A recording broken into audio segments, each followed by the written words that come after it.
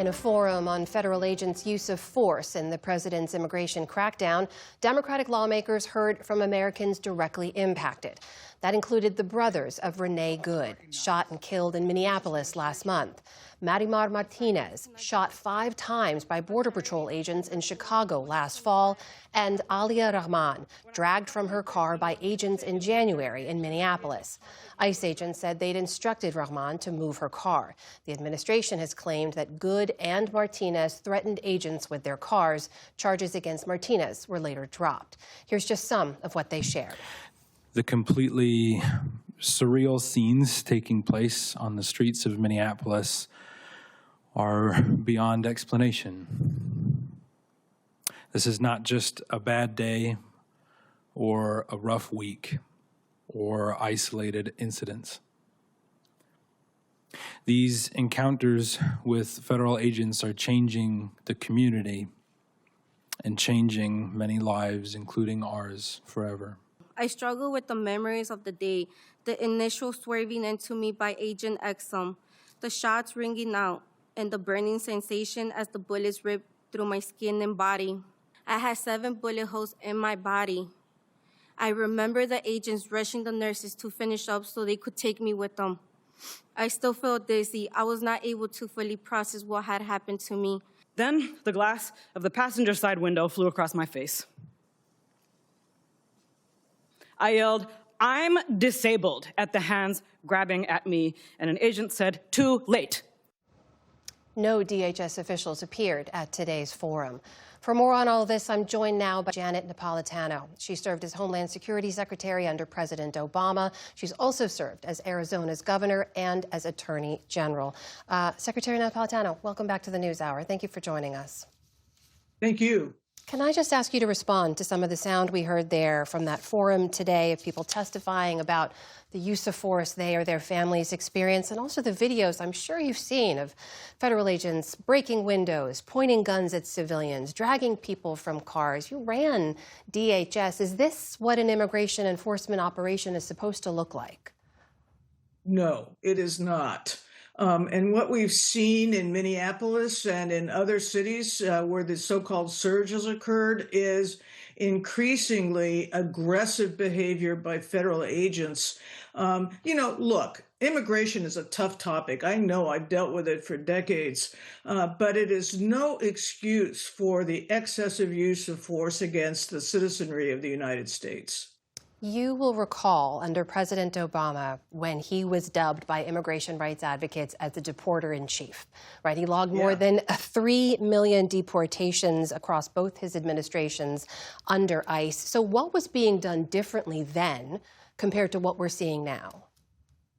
Well, first of all, we prioritized. We gave clear direction to ICE to focus on those in the country illegally who had also committed other serious crimes. And that's primarily what we did. We also focused on border security and deportations right at the border before individuals had the opportunity to get into the United States and settle here. And so I was secretary for about 5 years, and in that period, we deported about 3.2 million or so individuals. That's what gave President Obama, I think, much to his chagrin, the nickname deporter-in-chief. But it was a clear, prioritized operation that was designed to protect the nation from undocumented illegal immigration, but also to rid the nation of illegal immigrants who had otherwise committed other crimes. As you've seen, we've seen a little bit of a change from the president's administration in Minneapolis, at least, replacing Greg Bovino, who was running the operation there, with Tom Homan, his so-called border czar. I understand you know Mr. Homan from your time at DHS. He was there when you were secretary. What can you tell us about him and how, if at all, you think things will change on the ground in Minneapolis? Well, I think the switch was long overdue because Bovino was such a showboat rather than being really an effective law enforcement leader and manager.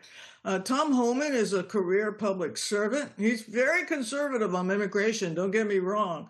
But when I was secretary, he was head of ERO at ICE. And that's when we implemented the guidelines that we had begun under President Obama, which was in the interior of the country to focus on those who were in the country in undocumented status who had committed other serious crimes. When you look at what's happening on the ground, though, and contrast that with the message we're hearing from some of the senior-most officials in the White House, the vice president himself, the Stephen Miller, who we know formulates a lot of this policy, they have been messaging to ICE agents that they have absolute immunity in how they act. How do you think federal agents are incentivized to be less aggressive or pull back when that's the message they're getting from the White House? Well, it's not only is it wrong on the law, they don't have absolute immunity and have never had absolute immunity, but the words that are being used, the rhetoric that comes from the White House, from the Secretary's office, et cetera, in essence gives permission to field agents to do overly aggressive behaviors in order to accomplish what they're supposed to do. And that has resulted in some of the real unfortunate abuses that we've seen in Minneapolis and in other cities across the United States. So how much of a difference would it make when you look at what Democrats are asking for, an example, in these shutdown's now over, but in the negotiations over a change in ICE tactics? They want things like ending roving patrols, removing agents' masks, requiring judicial, not administrative warrants. Would those things make a real difference?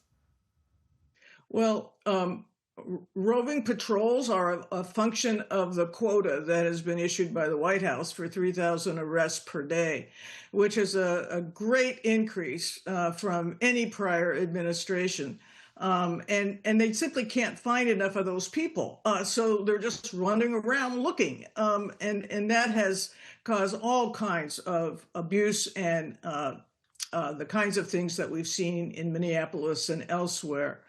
Other things, requiring a judicial warrant, which seems to be a sticking point. Well, judicial warrants are required when a federal agent wants to enter a home. It's a function of the Fourth Amendment to the Constitution. There's no difference. Under the current law, immigration agents do not need a judicial warrant when they're effecting an arrest in a public place if they have probable cause to believe an individual is otherwise removable.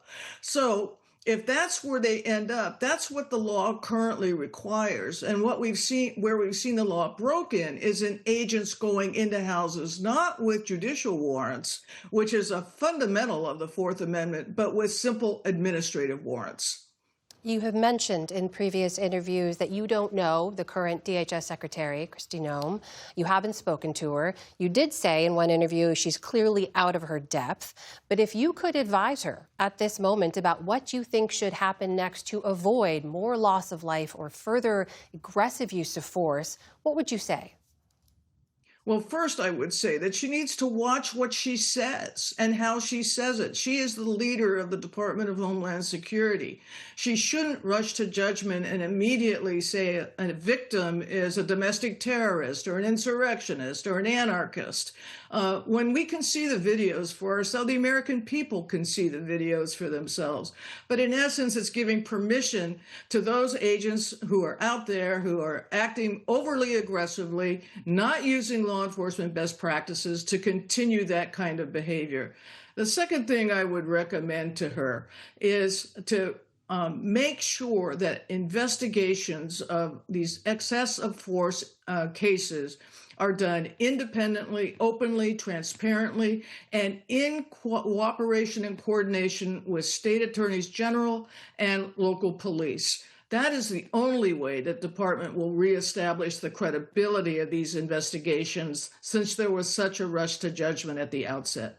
That is the former Homeland Security Secretary, Janet Napolitano, joining us tonight. Secretary Napolitano, thank you for your time. We appreciate it. Thank you.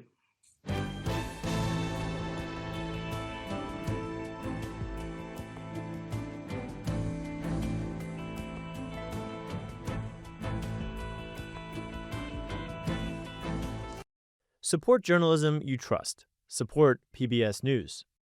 Donate now, or even better, start a monthly contribution today.